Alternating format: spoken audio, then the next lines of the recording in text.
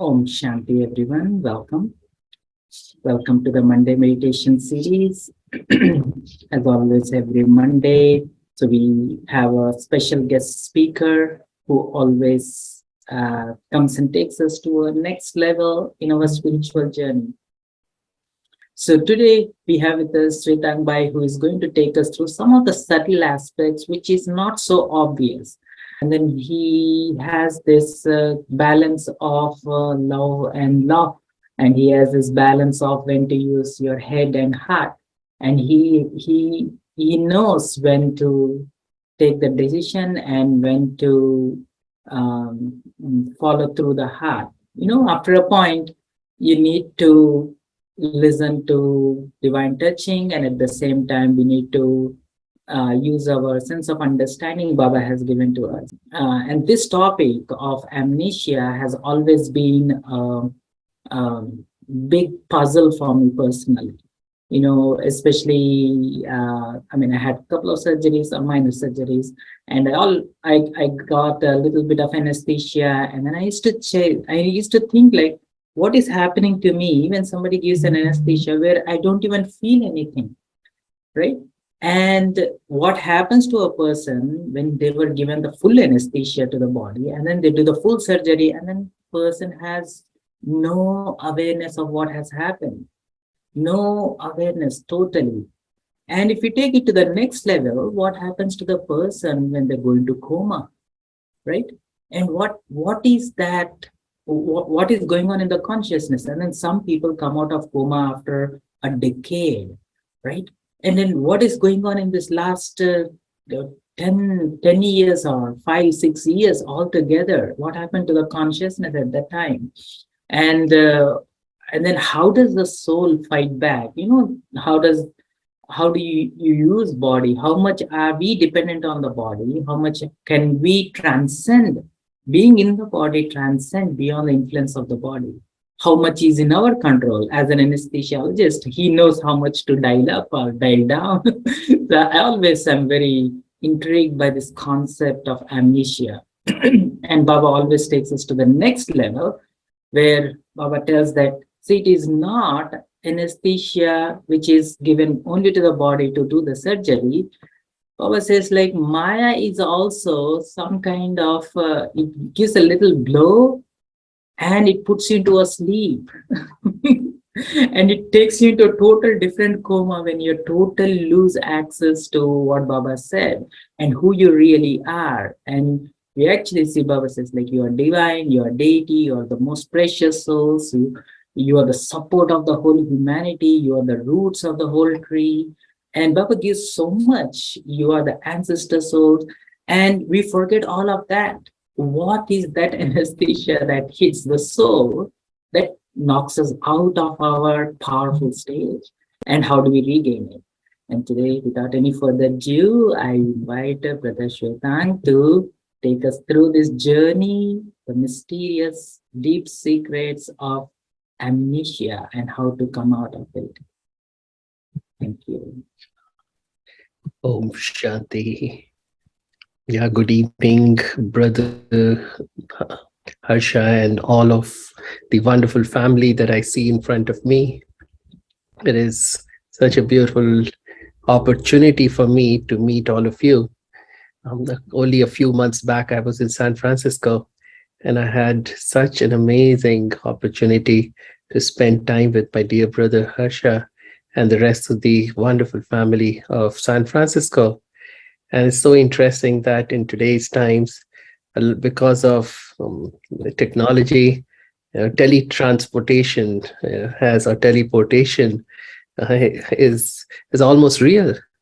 Yeah, so even though I'm sitting in the East Coast and you all on the West Coast, I don't feel like I'm so far away. I feel I'm right there in front of all of you, and you all in front of me. So yeah, so I guess the first part, Brother Harsha, you wanted me to take us all through. Thank you very much. Thank you.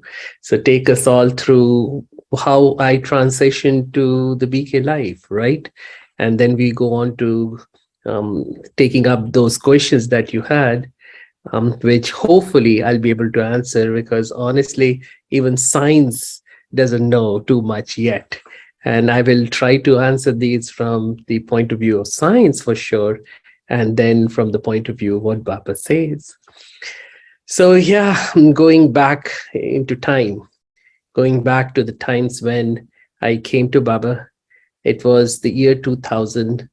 And it's so interesting that Baba conditions the soul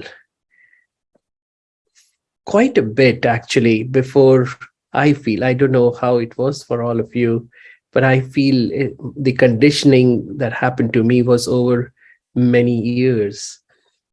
So that when Baba actually presented himself to me, I was ready. There's this saying, I guess it's a Buddhist saying, that when the student is ready, the teacher arrives. And so Baba made me ready through many different things. And for me, I had a very interesting upbringing.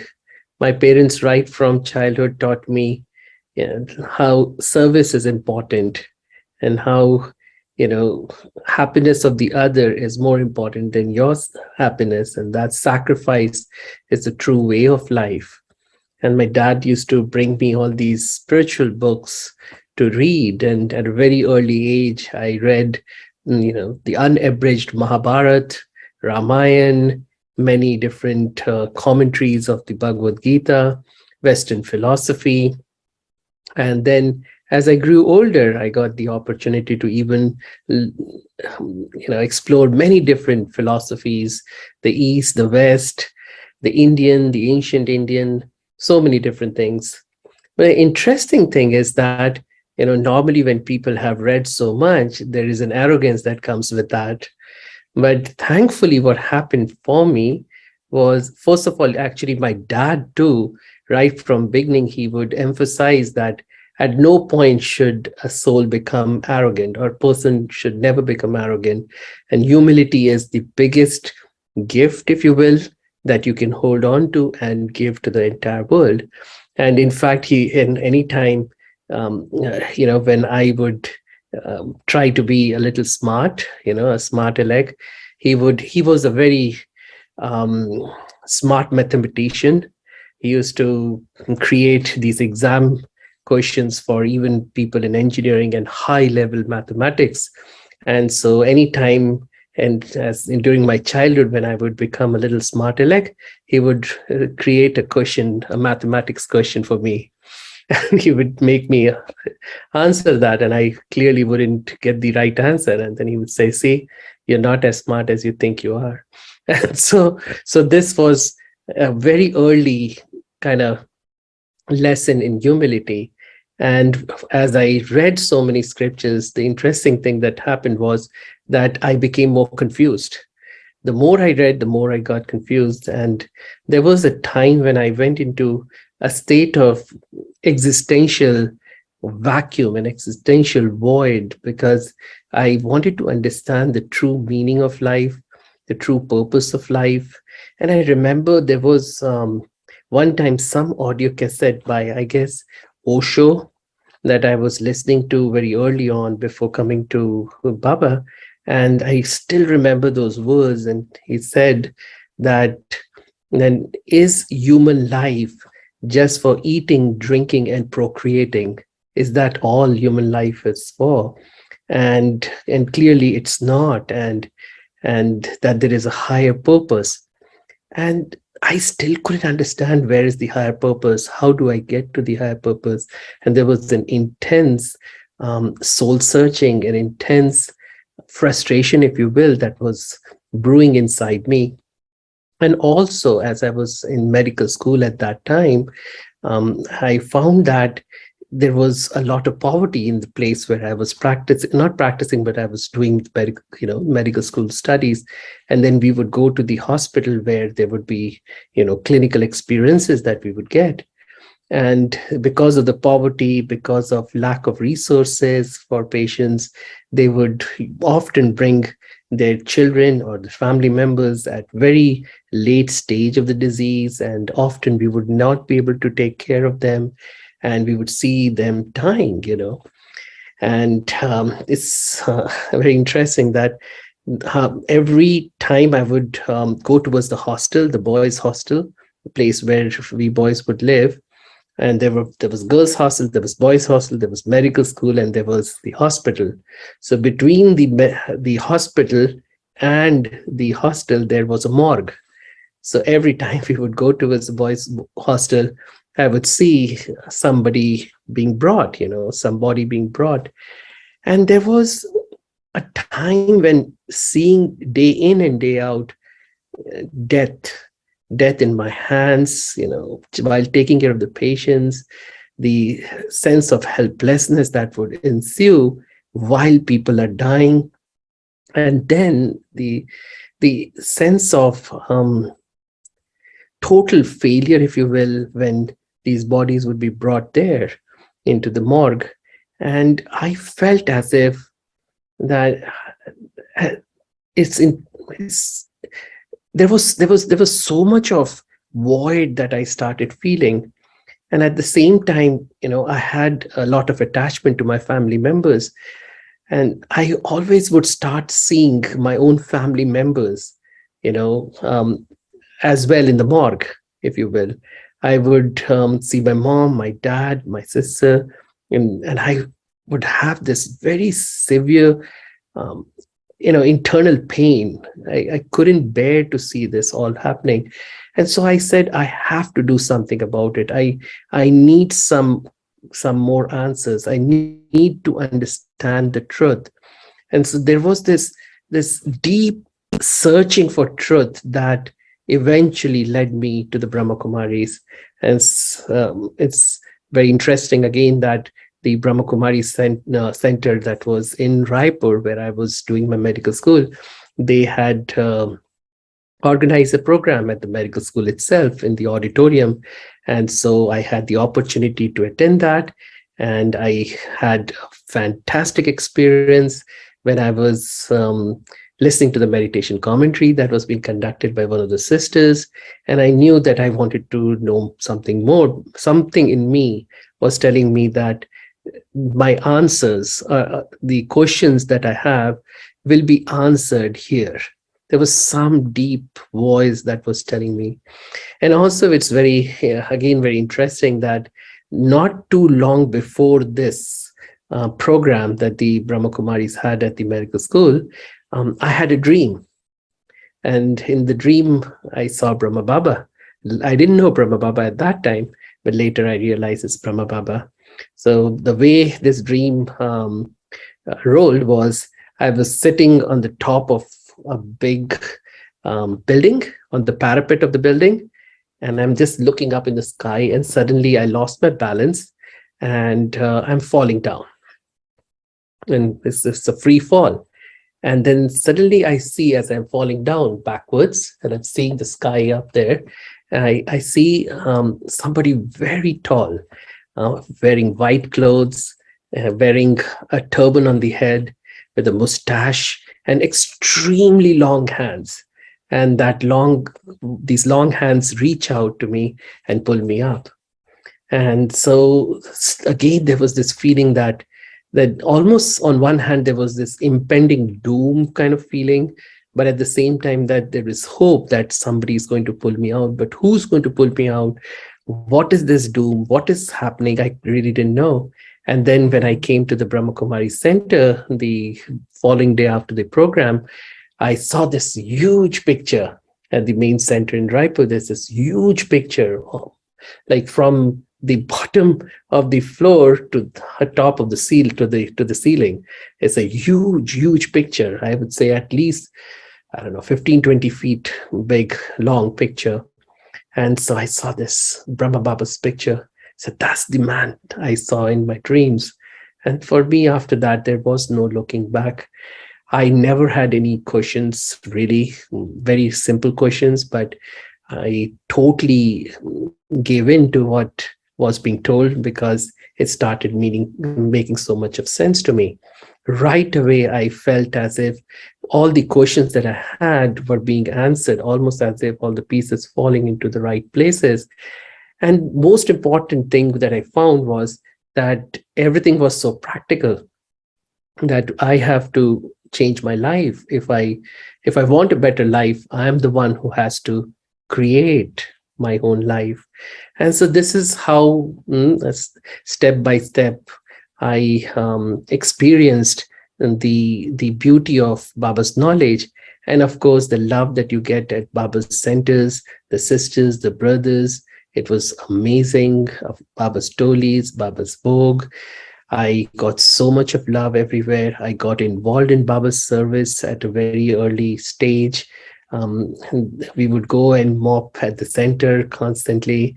Every Wednesday evening, we would have this after the Murli class in the evening. We would have a few of us coming to the center, and we would clean up the center in preparation for the Thursday's Bhog. And so Indian centers, because there's a lot of dust in the air, so you need to clean up very well. So we would dust, we would broom, we would mop, and we would have a lot of fun.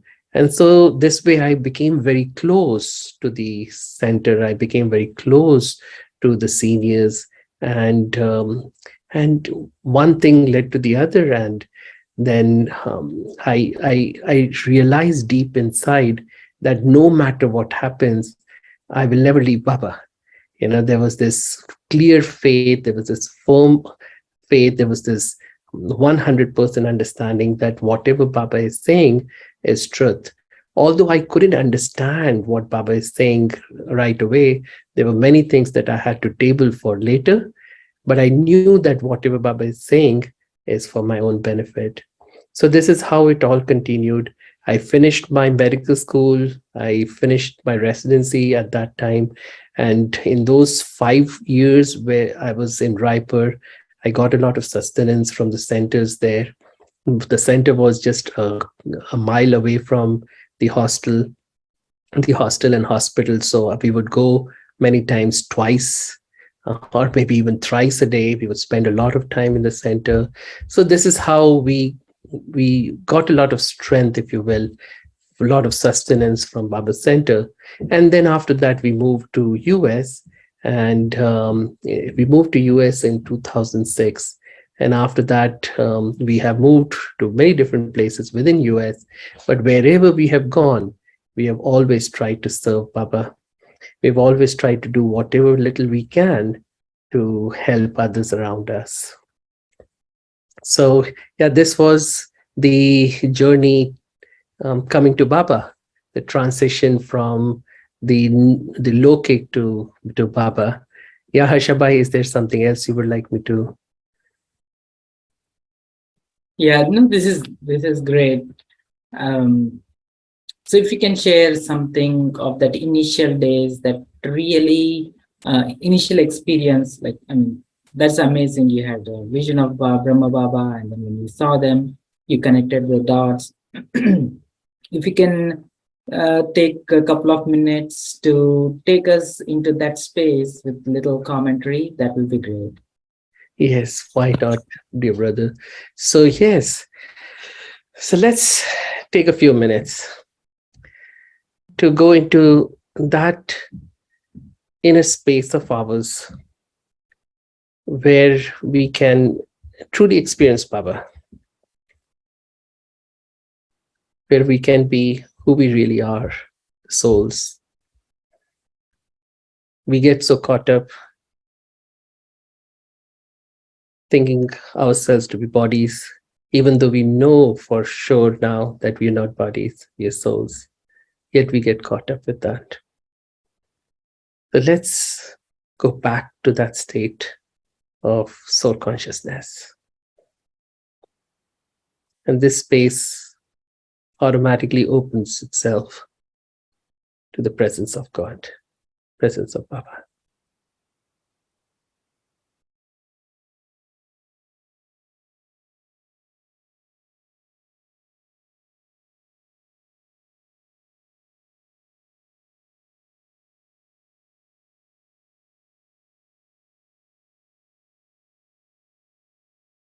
Baba is so beautiful. Baba is so lovely. And as we see Baba right in front of us, there's so much of comfort that the soul feels.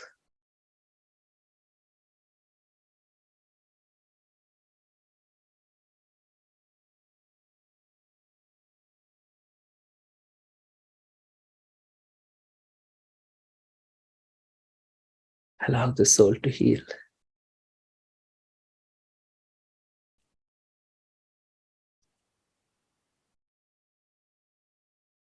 as you experience the love of God.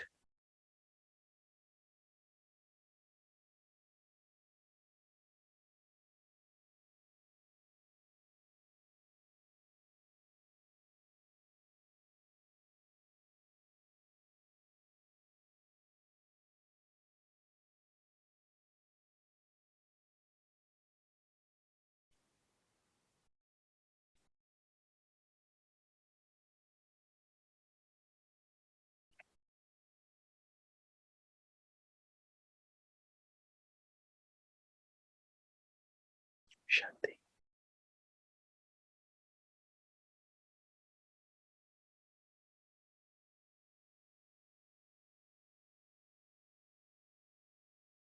Yes, Harsha.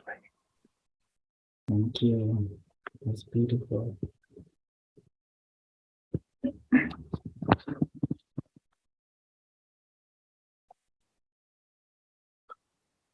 So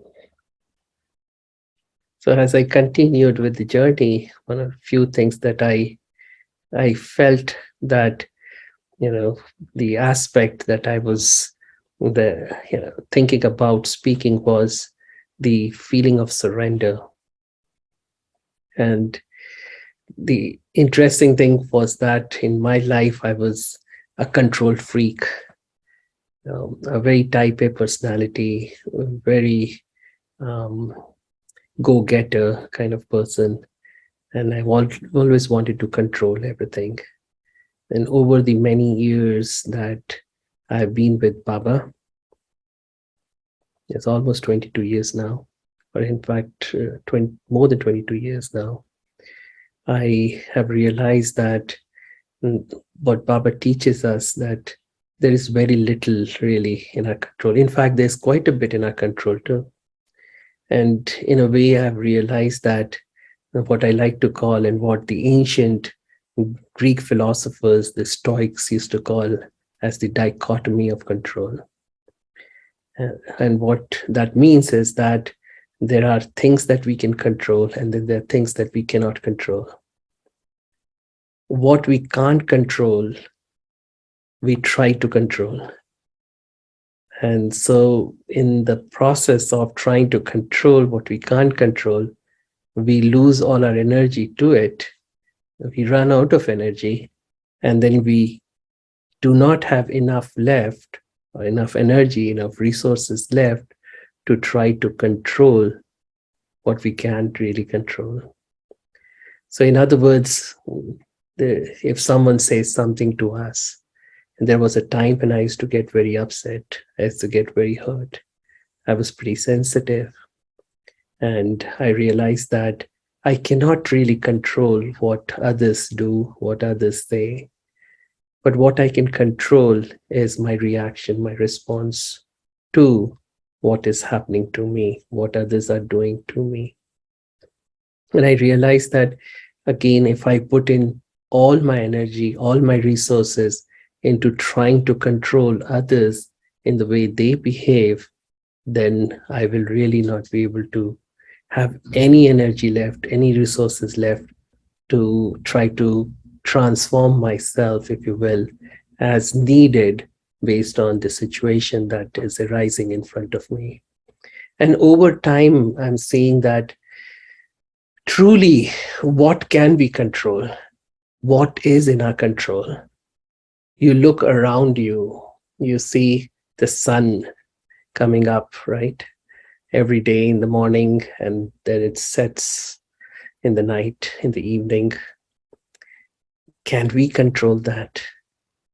Can we stop the sun from rising on any day? Can we stop it from setting any given day? It rises from the east, sets in the west. Can we change its direction? Can we change the duration of how long the sun stays up in the sky? Can we change the stars, how they look, the constellation of stars when you look up into the sky in any given night? Can we really change the colors of the leaves, the colors of the flowers, when the flowers bloom, when the fall happens, when it rains, when it doesn't rain, the beautiful colors of the sky in the morning, the evening, and during day, and the rivers flowing and going towards the ocean. I mean, I can go on and on. What can we really control? What is there around us that we can control? Except our own inner world, except the way we look at other things around us, and the way we respond to the things that come to us, there is really nothing that we can control. So as I started working on that, as I started realizing this, it became easier for me to surrender to everything around me that Baba talks about all the time, that there is a drama of life. There's this predestined drama, if you will, in which, of course, the part where my effort is what I can control, and that's really the only thing I can control. Rest, everything is beyond my control. I cannot change the duration of the drama. I cannot change when I came to Baba. I cannot change, the people in my life. I cannot change the circumstances, the situations that arise on a daily basis and over the years with Baba, but or the things that are going to come in the future for me. But what I can change is how I respond to everything. That's the only thing I can change. So this dichotomy of change was a very important element of my growth with Baba. Yeah. Harsha bhai, this is what you wanted me to answer, right? That going into Baba, what really helped me. There are many different things that I have realized. Another thing, if you look at from this control point of view, Baba always talks about mine, me, and mine. So what belongs to me? One of the very important things that I am realizing now is that what do we really create? What is truly mine? If I say this computer belongs to me, not even a screw of this computer was created by me. If I say my car belongs to me, not even again a screw, a bolt, a nut, was created by me. And if I say that the money that I used to buy that thing was mine, but even that money was not created by me. And that bill, that coin, that checkbook, in fact, even the pen that I use to write the check, right? Even that was not created by me. So what did I create? What have I created? What can I create that I can call as mine? What was mine, what is mine right now was someone else's yesterday and will be someone else's tomorrow. So if I continue to hold on to this desire to control, this desire to say as mine, then it's meaningless. It's only going to give me more pain and suffering. So as I began to use Baba's knowledge to truly understand that nothing belongs to me, then I was able to free myself from the pain and misery. And so here comes this whole aspect of from control to surrender. surrendering to the entire universe. The universe has its own intelligence, which is far bigger than me or mine. The drama has an intelligence that's far bigger than me and mine. Baba, of course, is controlling so much, everything really. And so what do I have that I can say is mine? So why this whole desire to control? So this was a very big element of my being with Baba, of me changing from being a control freak to someone who now has considerably learned to surrender to what is happening. And this has brought a lot of ease to the way I live my life now. Yes, Harsha bhai. Thank you, Shvetank bhai. It's really beautiful how you put together the facts, right? So these are the facts, how much is in our control and how much do you really think are we controlling? And when things does not go what we expect to go, it totally blocks us off, and then the whole different forces starts working, which is like ego or anger or attachments, and all of these forces are very much aligned to this preconception that I have a control over all of these things.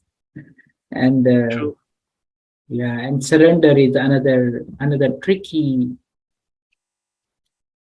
thing, when especially when I hear people talking about intuition, follow your heart, follow your intuition. After coming to Gyan, I came to understand, like especially emotions, attachments, anger, they're not coming from the head as such. They're coming from the heart also, heart which is also tempered. And it is very hard for people who does not understand what Baba is talking about when they say like, I want to follow my heart. So in other words, they follow through their sense of attachment.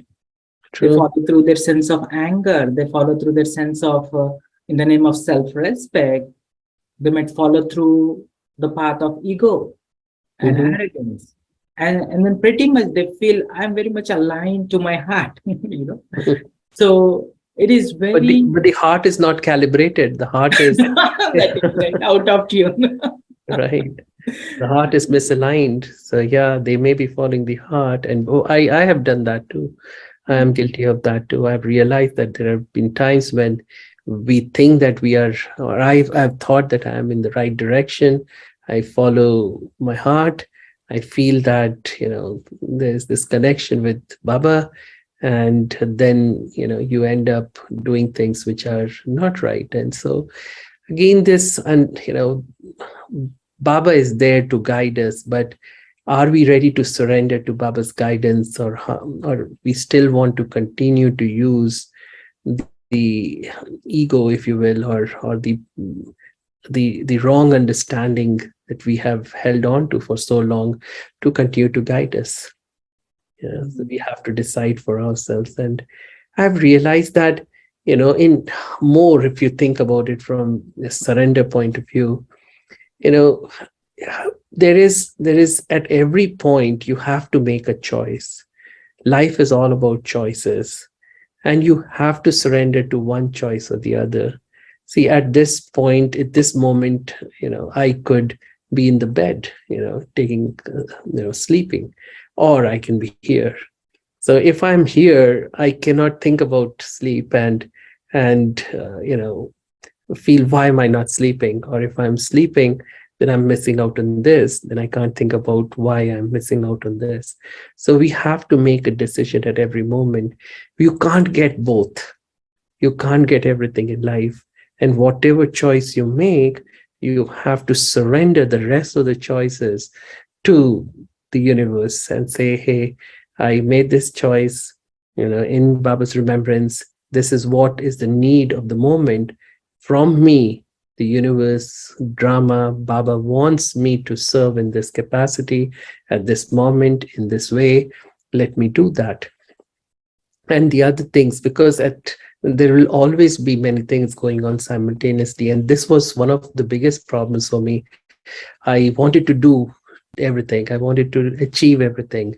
Like I said earlier, that I was a go-getter kind of a person. And so I realized that I was creating too much stress for myself.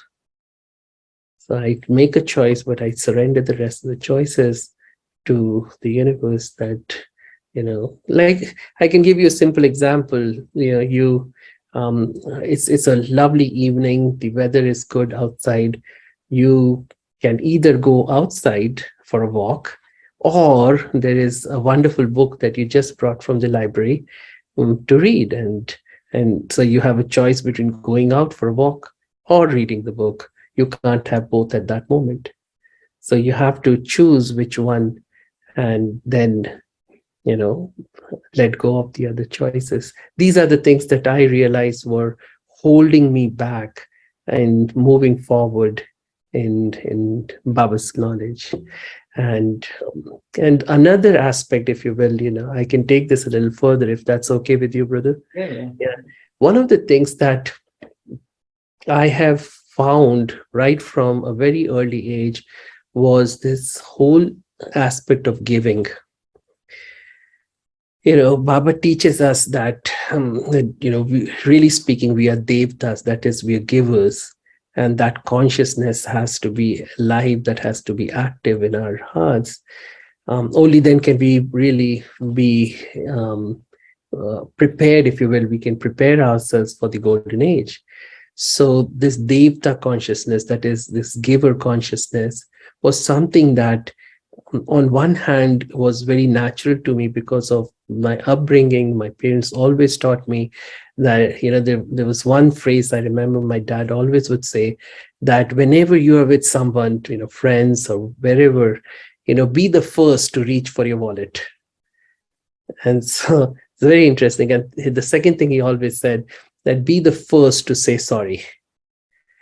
So if there's any argument, any situation, be the first to say sorry, be the first to reach for your wallet. And of course, you have to be smart that not every time you end up being the one who pays for everybody else. But so what happened is, over time, I realized that when we give, that's when we really serve ourselves the most. You see, what happens even from a medical point of view, you see, I'll give you a couple of examples. The more we hold on to something, the less it becomes effective, if you will. Or in fact, it becomes the reason for, your death, if you will. Like, for example, I'll just give you an example of taking a breath in. So if you take a fresh breath in, take a deep breath. Now, if I ask you to hold it, now hold it forever. Can you? No. See, oxygen is such an important thing for all of us. This breath that you took is so important for you to exist, this body to exist, because the oxygen that goes into your lungs then goes through these blood capillaries. There are tiny, tiny capillaries inside your lungs, and this oxygen then gets transported to the rest of your body. And that's how your body functions, because without fresh oxygen, the body will begin to die very soon.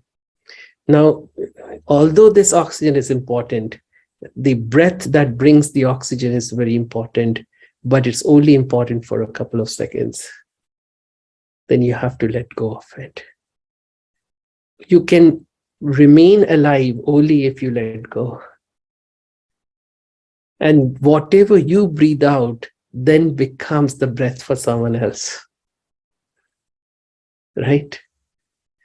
So the more you want to hold on to something, that means you don't want to share with others, the more that becomes the reason for you not to survive. So this is what I'm realizing. I can give you another example of, from a medical point of view, is blood. The blood that is so important, again, for our existence, for our survival. If you know, some of you here may know that our blood cells, the cells that um, that our blood is made up of, actually has a lifespan. It's usually about 40 days when the blood cells really become old and then they die.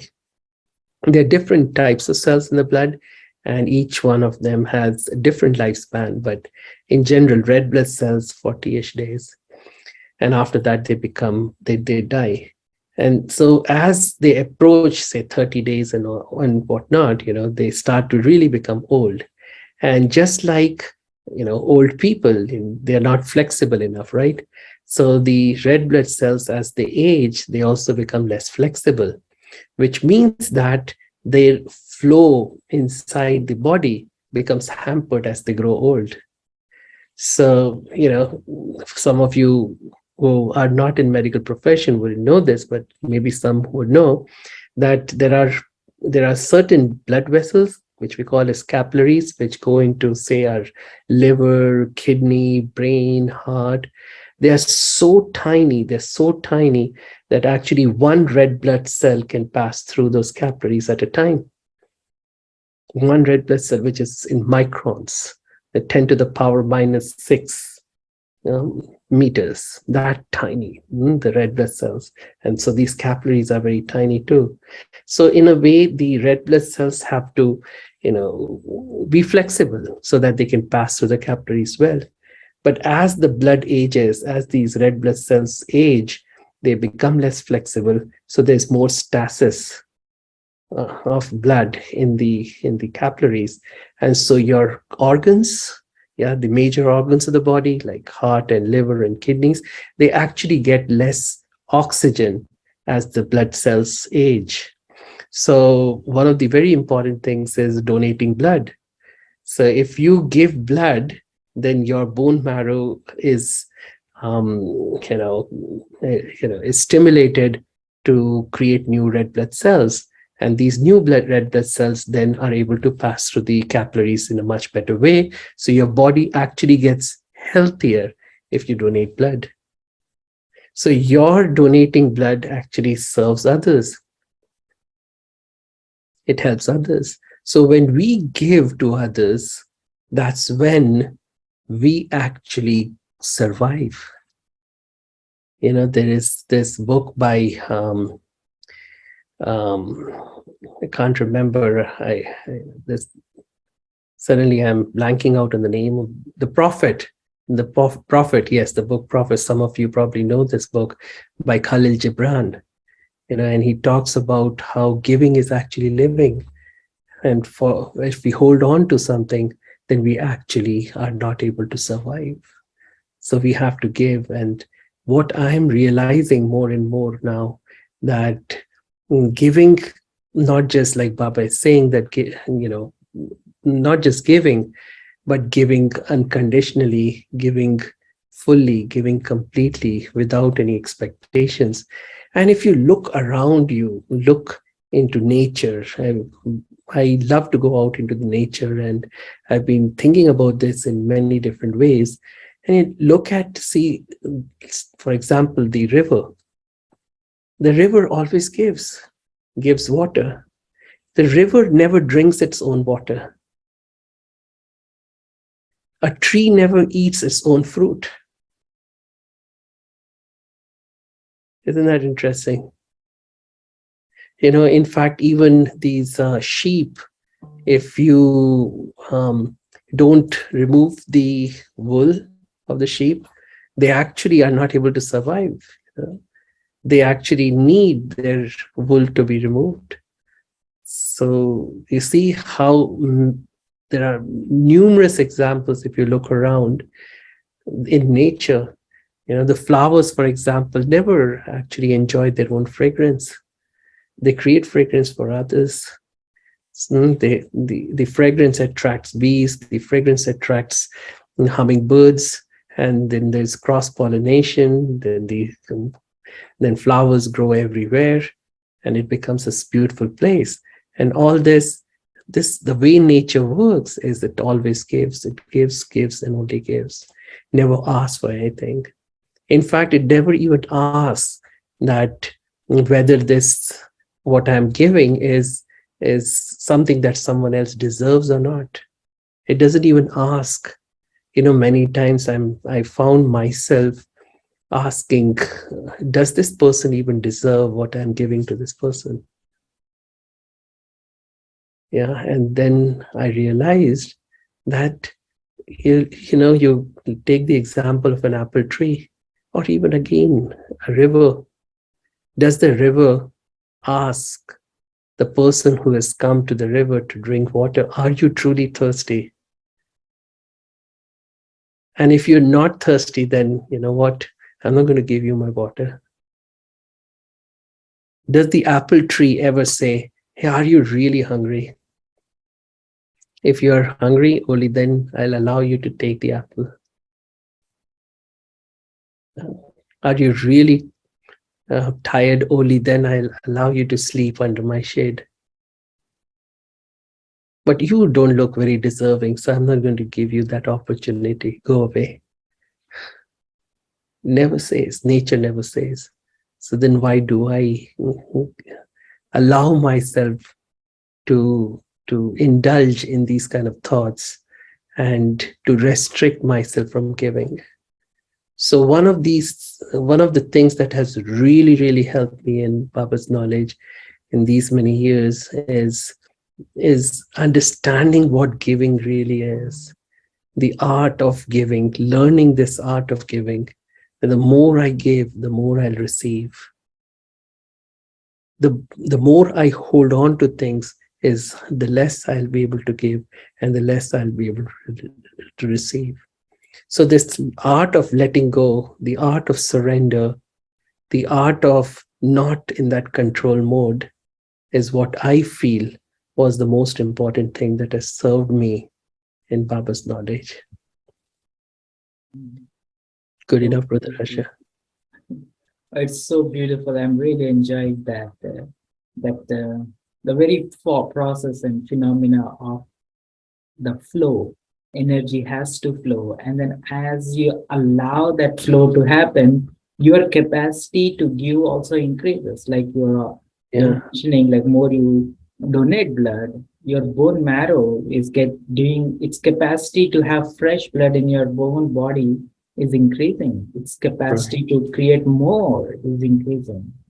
And it's really beautiful, especially when I was thinking about in terms of another intangible energy, like, for example, finance. If you look at a collective people, finance is like you're calling out one of the brother from East Coast who was very much well versed in this concept of finance. He was also telling the value of your money increases when it is changes hands more often. And that is how the value of the dollar is high compared to other, because this dollar has been changed hands many times than any other currency.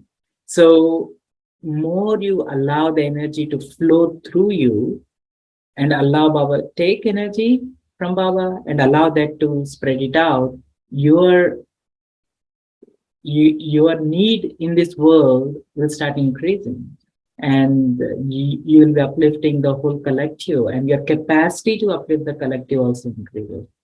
It's really beautiful concept. So yes, your value increases right away, right? And who doesn't want to feel valuable? Worthy, yeah. Yeah, worthy, yes. One of the biggest problems that humanity is facing is lack of self-worth. And that's why the whole of humanity is running after things which will somehow patch this whole problem of self-worth by showing good cars, good houses, and all this glitter. And so all of these things eventually entangle the soul more. And that's why everybody is in so much of stress. But if the self-worth issue is taken care of, which Baba is teaching us, and Baba is increasing the value. And so on one hand, yes, this self-respect that I am a valuable soul, this self-affirmation, if you will, but it remains very empty if we don't do something to follow through on making ourselves valuable. And so I love what you just said. When we find value in ourselves, that when we do something of value to others, if we serve others, then we become valuable, then we feel valuable, the self-worth increases, then we don't need all this patchwork, which again will entangle the soul more and more. And I always get intrigued when Baba says, like, you are worship worthy. You're not any worthy, valuable asset for the collective, but you are worship worthy. You live in the heart and soul of lot of souls, Baba's children. Right. So how is this possible? And then definitely the one that you are bringing up, it's it's both a means to get to know who you are, and at the same time enrich your own worthiness. Get more, I start offering to whatever I experience back to the community, more I enrich my ability to do it more. And at the same time, you get to know yourself better too at the same time. So on that note, I have a question around Sure. the subtlety, right?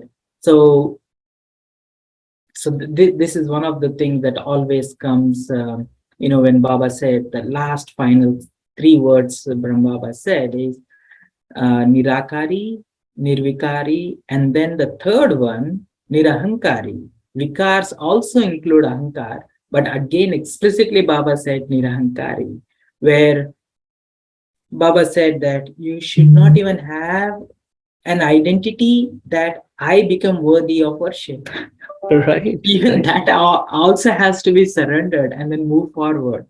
So that needs a little subtle sense of crossing over that bridge. On that note, where I was always thinking, what is that experience that makes us tip over?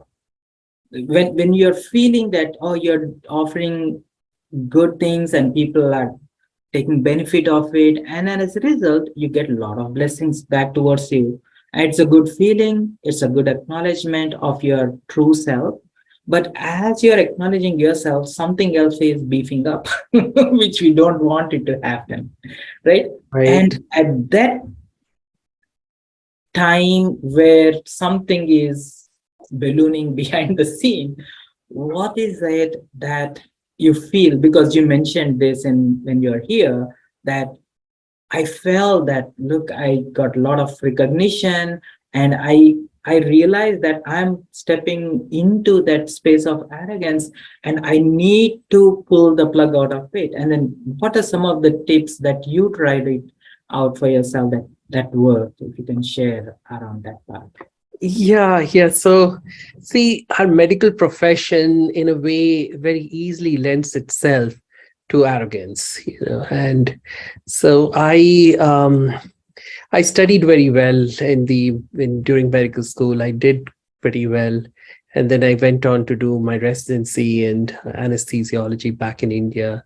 Came to US, did research fellowship at Mayo Clinic, then ended up doing again a residency in anesthesiology, went on to do a fellowship in cardiac anesthesiology, and then started working. And then there is a time when you start feeling invincible. So it's very interesting that although you have Baba's knowledge that kind of grounds you, but somewhere there is always um, a big door where Maya can enter. And for me, yes, success after success after success did create a little phase of arrogance for me. There is somewhere a will to power, that comes with body consciousness, and we haven't conquered body consciousness really to the extent that Baba wants us to conquer. See, the world out there is still stuck in will to pleasure. and it's all pleasure driven existence. And of course there's will to power there too. It's all, power. I want more power. But with us, Baba's children, we too are not immune completely to this, so we too can sometimes end up in a state where we can get arrogant. And there was a time when, for me, money was flowing in quite a bit. I was doing very well in my profession, at work. I was well known. I was publishing. I was presenting papers in across US and Europe. And so there was this situation where I did feel that I was going too deep into this. And I realized that the more I was going into it, there was more and more of meaninglessness that I was experiencing, a more of an existential void, an existential vacuum that I was feeling. And I knew that somewhere deep inside me, it was Baba's voice, maybe it was call of time, something was telling me that I need to back off a little bit, from going too deep into this world of professionalism, if you will, being a professional, being a doctor. And so then, thanks to the drama, when the COVID happened, there I also lost my mom and dad within a space of 2 years, 2.5 years. So then I realized that this is the time for me to slow down. And so I took a big leap of faith where I left my full-time job and now I'm doing part-time. And this has been a big difference for me, because when I was in a full-time position, I commanded a lot of power. I was involved in a lot of research, multi-center research, a lot of different things, publishing and presenting and lectures and this and that. And I realized that that as soon as I pulled myself back from this or out of it, for a little bit, yes, I felt strange. It's not easy to let go of all that name and fame and prestige and honor that you get in the world out there, which definitely is totally empty anyways. But as once I did that, I felt so relaxed. I felt so good that I've been, in a way, Baba has taken me off the bandwagon and put me in his lap. And so now I work much less. I'm much more happy right now. I'm able to do Baba service much more. If I was full-time working, I probably wouldn't have been here today, because tomorrow morning I would be in the, have to go early to the operating room to take care of patients. So I feel so much better now, having, taken that leap of faith of surrendering even this to Baba. And I'm glad it happened at an early age. And otherwise, if it happened later, if I'd continued for many more years, maybe it would have been even more difficult to let go of this. Beautiful. Thank you, Baba. Thank you, Drama, for Yes, bringing for back. sure. And then this is where the power of discerning comes into picture, and especially Baba's Murlis and everyday Amrit Vela. Baba gives us this touching, this unique experience that tells that, look, this experience is not same as that experience.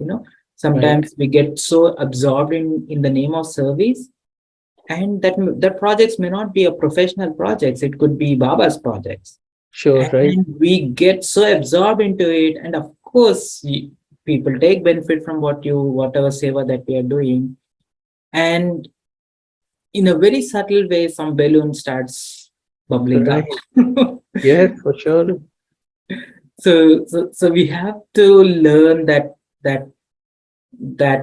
subtlety of what is it I am taking pleasure out of, Am I taking a pleasure of Baba's company, Right. or am I taking a pleasure of extending Baba's love, or am I taking a pleasure of The fame. Yeah, the fame that it comes may with. not sound like that at that point, Right. but it is really the name and fame, right? It may Right. feel like a blessing coming back. You have to accept your blessing and stuff. On the contrary, if I start looking, like you also called out, on the the sense of purpose in life, having a purpose in life is very important for Yeah. all of us. And of course, as professionals, the meaning in whatever profession that we are doing, and even the noble professions like being a doctor in healthcare or in social service, or a social activist for that matter, you're fighting for the community, for the justice of the community. Even there, you don't feel that sense of fulfillment and purpose, because you see things are corrupt in a very deeper level, and they Right. don't feel the sense of fulfillment. So so, would you like to give some examples around how do we gear our sense of purpose in life? And of course, Baba gives that. And if you can give some more examples that help you to make major decisions, like I want to spend more time in Baba service and things like that. What is that helped you to find the new sense of purpose apart from the profession? Yeah, there was already that, Baba had already programmed the soul for me. I felt that Baba had programmed me enough, but somewhere we still want to deviate from that. There is a part of us that still is not surrendered completely to what Baba wants. There's a part of us, there was a part of me at least, that wanted to still continue to do what my heart said, and so eventually, as you continue to do it, you begin to, hopefully for me, it took me some time. Hopefully for you, it will, or for others who are listening, wherever they are, hopefully it will take much lesser time to understand the meaninglessness of that existence, because, you know, somewhere it is all ego driven. I realized this. It's all ego driven. Even if you feel as if you're not really doing it for ego, but there is still, the world that Baba has explained to us so beautifully, anyways. Every day he does that in Murlis, and we can see it with our own eyes that actually it is super ego driven.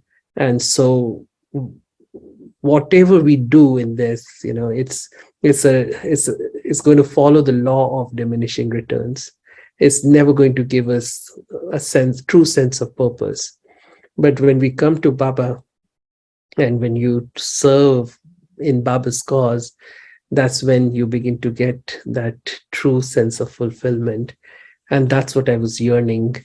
Maybe somewhere I had a fear, somewhere, I had this ego again that was stopping me from doing that. But thankfully, I could muster the courage to take again what I said earlier, a leap of faith, so that I could really live the life that the soul wanted, that it was the calling of the soul, and I was able to follow that.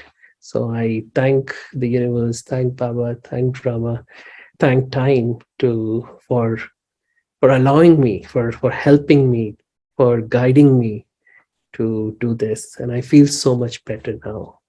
I feel good. And of course, like you said, even when we come to Baba, there are traps.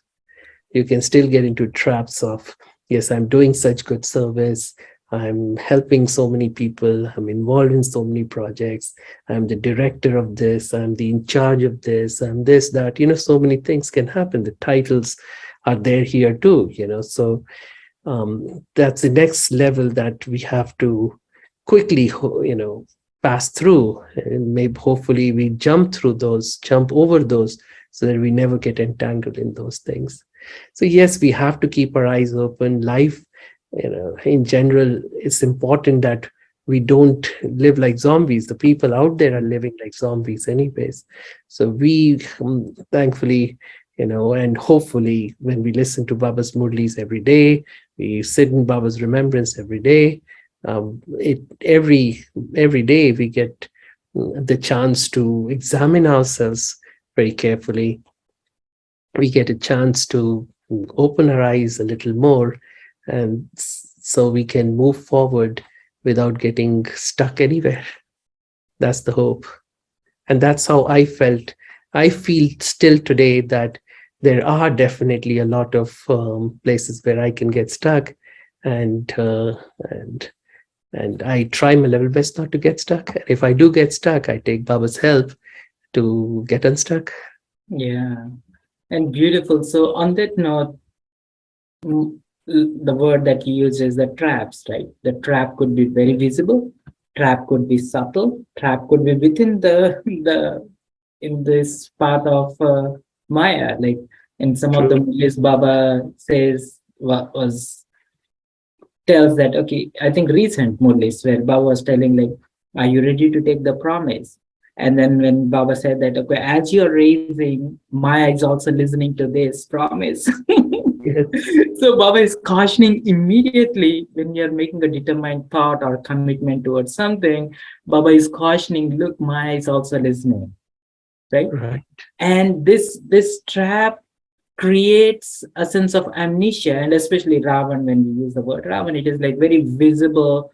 I mean, people will immediately respond, look, you are getting angry, and then it's like, okay, it can catch you faster. But if some subtle things like subtle ego is going behind the scene, that Right. without our conscience, it creates some sense of unconsciousness, like, Right. Amnesia. Yes. and then you're not even aware, you're stuck in that world, and that Yeah. world becomes the reality, and that Right. is the that it will blinds us from seeing that. So on that Right. note, my question around is like, if you can shine some light around what actually happens at the physical level when you give anesthesia to the body, and if you can go a little deep down, like local anesthesia, general anesthesia, to the coma, and down, what actually is going on in the medical sense. Yeah, but truly, just for everyone's information, nobody really knows. Yeah, we too, as physicians, don't really know what happens during anesthesia. We can only speculate. So, yes, there's general anesthesia and there's local anesthesia. Local anesthesia is very simple, where, say, if you're getting surgery on your hand, then this hand can be numbed. Yeah, we can give injections. So, there are nerves that travel and to the different parts of the body, and there are nerves that supply sensation to your hand or arm, and we can numb those nerves, and so you won't feel the surgery. But that's really no big deal. More important is, I guess, your question is that I feel is centered more around general anesthesia. Mm. So how the brain can be numbed to what is happening to the body. But just so that you all know that the soul is actually not numb. Mm. The soul actually knows what's happening.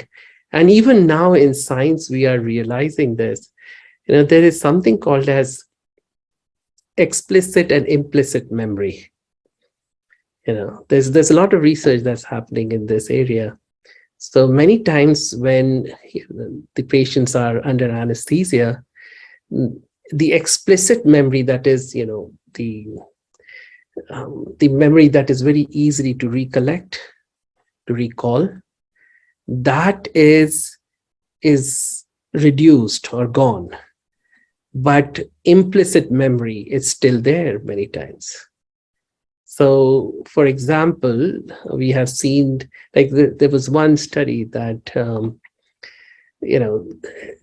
where the patients were told some number in their ears repeatedly, some random number, repeatedly the same number, or they were told some color, and that is a different kind of color, like, say, mauve or something, very strange kind of a color, repeatedly in their ear when they were totally asleep. And later they were asked in a questionnaire, what is your favorite number? Or what is your favorite color? And they would blurt out that color, or they would blurt out that number. And later they would be like, that was not really the color that I like, or that was not the number that is my favorite, really. I don't know why I said that. So somewhere, the soul knows what's happening. So that's why actually in our operating rooms, we are careful of what we speak. Mm. Sometimes the patients may remember actually, and there is, again, sometimes when we don't give adequate anesthesia, then the patients definitely can remember what happened. They can hear the conversations very clearly, and there is recall that happens, which is a big deal, and the anesthesiologist can get sued for that. It's a big deal. So our anesthetic medicines for sure create that kind of amnesia where there is no explicit recall, but still there is implicit recall that can definitely happen because the soul knows it. There have been so many situations where who knows what is the right thing, but they say that during the surgery, the soul was able to see what's happening in the operating room, or the soul could see its family members sitting outside, in the waiting room. And there have been many, many instances of near-death experiences where, the soul has had perfect recall of what exactly was happening, even beyond the room where the body was. So yeah, this is an area where really nobody knows what is the true answer. There's a lot to explore still, and it's a whole topic in itself, dear brother. Yeah, I know it's always keeps me up once in a while, like especially when we are in a dream. Right? Yeah. So what actually happening there when we are in the dream? At that fraction of time, we are so absorbed in a dream. Maybe it could be a nightmare, right? And you are in a very scary place, and at that time, your emotions are real. You're responding to whatever is going on in your dream state, and how that state of mind is created and compared to what is that thing that can happen again when you are going into in anesthesia. Who That is knows? Who knows? Who knows? We really don't know the answers. But yes, dreams, now from Baba's point of view, now science has also understood that when we take in information, the soul, really, we know the soul takes the information. The people in science know that deeper layers of the mind take the information in, and whatever information gets stored subconsciously, unconsciously in the deepest layers of the mind, then eventually when we sleep, these come out, these pop up. And so these create dreams. yeah. So who knows? Who knows? But there is also another element of active dreaming, actually.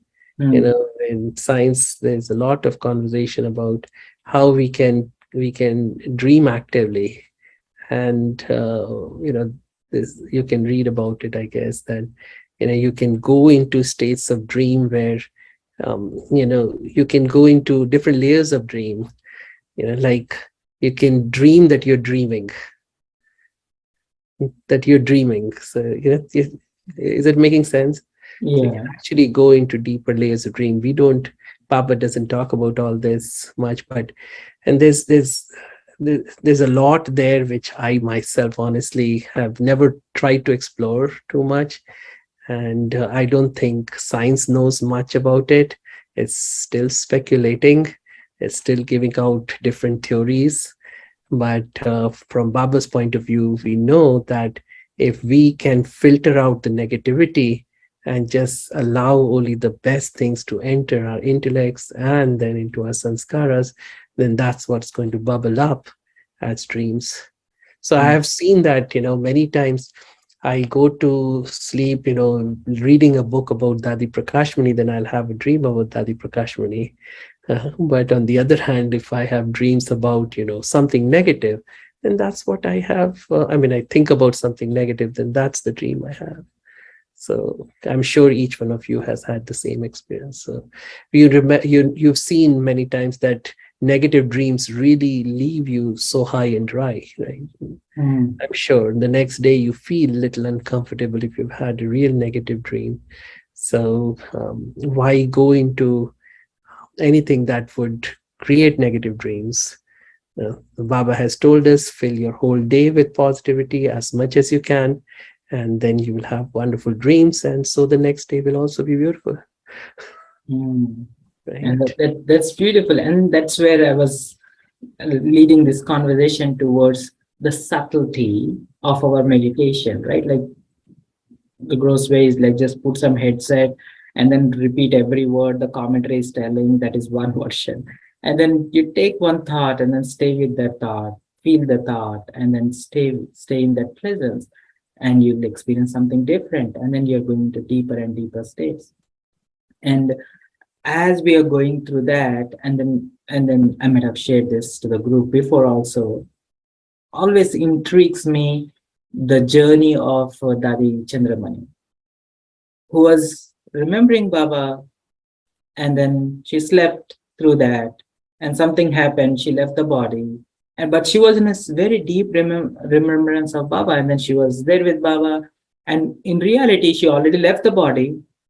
They took the body to the cremation ground. They burned her body. Everything is done. She was in that presence of Baba, and then she was enjoying Baba's company. She's having a good time.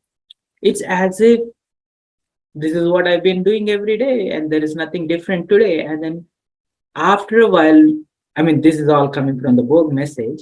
And after a while, she told Baba, Baba, thank you, Baba. It's nice. I'll go back to my service. I think somebody is coming today. Some seva is there, and then I'll go back. And Baba said, like, where are you going? Your body is already burnt. Everything is over. So if you actually see the whole flow of the consciousness, wakeful remembrance, remembering Baba in your dreams, remembering Baba beyond whatever is happening to your body, and stay put in that state. You're totally unaware of what's happening at the physical realm. It's a very deeper layers of presence. So I mean, coming back to this topic of amnesia, it's not just waking up to that feel of love and happiness and bliss and things once in a while, going in and out of that awareness, but staying put in that awareness that I am peace. It's not that I feel peace once in a while. I am a peaceful soul once in a while. I am being a peace, and I am with Baba's company. And then that's it. There is nothing else other than this. Whatever is happening from this state of mind, right? And those traps are very tricky and slippery. And I was just wondering if you can share some of the experiences that you had with daddies, or some deeper experiences like that that you had with in Madhuban when you're having some unique experiences. So we all go to Madhuban every year, right? And so for me, I saw Dadi Prakashmani quite closely, but never really had the chance to interact too much with Dadi Prakashmani. But one of the things that I always saw with her was how how pleasant she was in the way she interacted with everyone, with those who she knew and even those she didn't know. Even when we used to go as Bharatvasis, we would go in such large crowds, the way she would meet us with so much of love, so much of generosity, so much of kindness. So that was what very much touched me right at the beginning. But then also I, over years, got very close with Nirvair Bhaisab. And so my interactions with Nirvair Bhaisab were very beautiful, and I learned a lot in his company.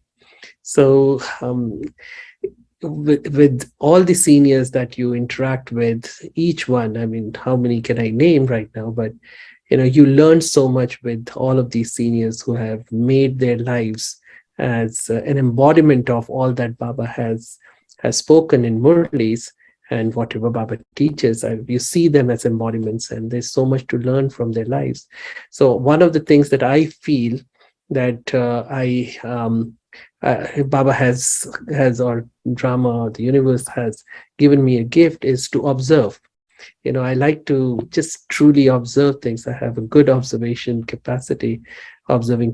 So I keep looking at everyone, and wherever I go, whichever center I go, here to Madhuban, these seniors, and although I may not be able to imbibe completely all that they're doing, but at least I make sure that I notice what wonderful things that they have imbibed in their lives. And someday I hope that I'll also be able to imbibe those things in my life.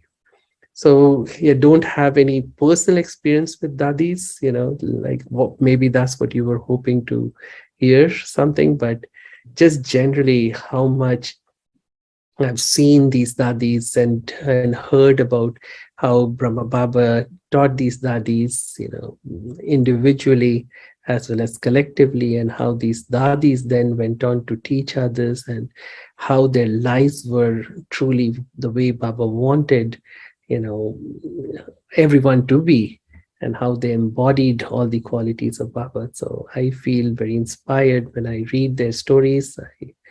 I just see their pictures. I say, yeah, I too would like to become like these dadis. Mm.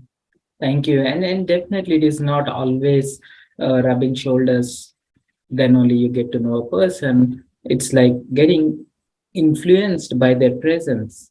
That ability to feel, the word that you used is pleasantness, allowing yourself to experience that pleasantness in their company, that itself will take us to the next level, because you're True. interacting not at the verbal level or at the physical level, you're interacting at the energy level, and Yeah, that you goes feel long way. inspired. You feel inspired right there.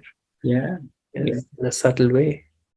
Thank you. If you can guide us through a short meditation wherever is your favorite place, you can take us to Madhuban, to Baba's room, or Khanda Bhavan, whichever is your favorite place. Guide us Sure. there and then give us that feel.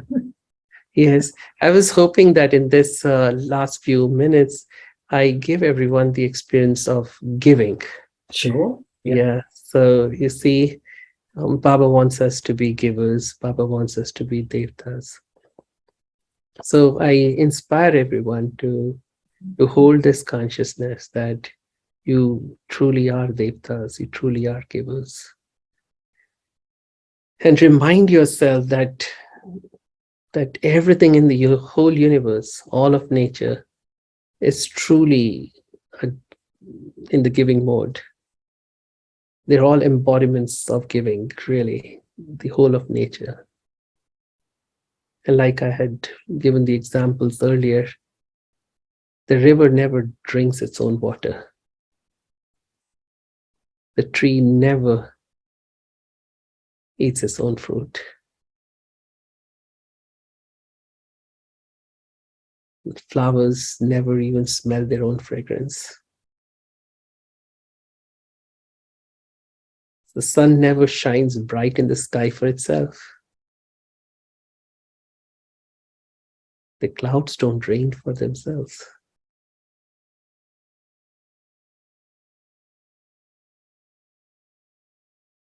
So I too need to be a giver. Just like all of nature gives unconditionally, let me also give unconditionally.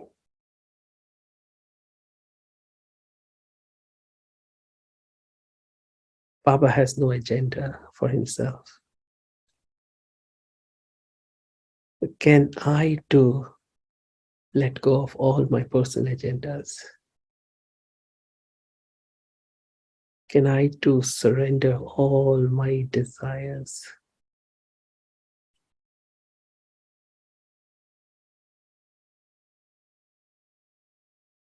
In the world, they call it as paradoxical intentionality.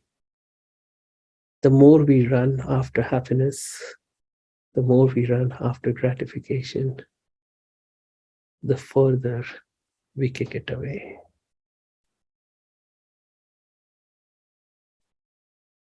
when we step into the mode of serving others, when we enter the space of giving, just giving,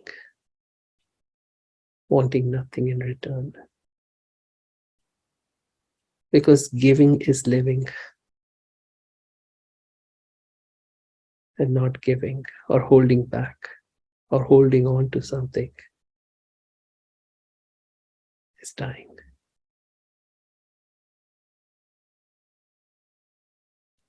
So see yourself giving, giving, giving, and only giving, just like Baba. The more you give, the more you open up the channels for Baba to give to you, for Baba's energy to flow into you. See these channels opening right now as you're preparing and then actually beginning to give.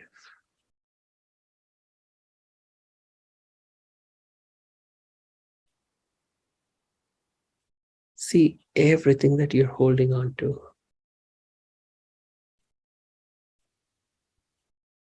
flowing out from you into the universe. Everything that you have, everything that you possess,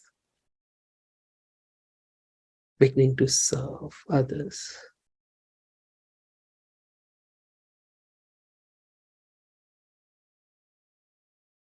And see how Baba's energy beginning to flow completely effortlessly into you.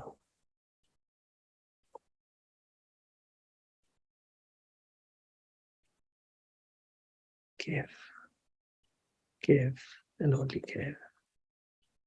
For giving is living. Om Shanti. This talk was so relevant to me. I recently went through a 9-hour surgery where I was under anesthesia for 9 hours. And I strongly believe it was the energy of the surgeon that led to the successful outcome of the surgery and to my healing. And I feel that energy with you, brother. And that's what you're doing to all your patients.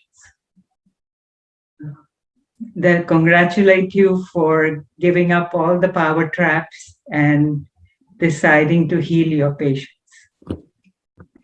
Thank you, dear sister. Yeah. Yeah, that's true. That if we don't fix ourselves, we can't really give our patients the right energy. And we have seen it in innumerable studies that when the providers are messed up, then patients have many more complications actually. Yeah, if it's so, there is of course the responsibility of the patients too. If the patients are not in the right state of mind, then they have more complications.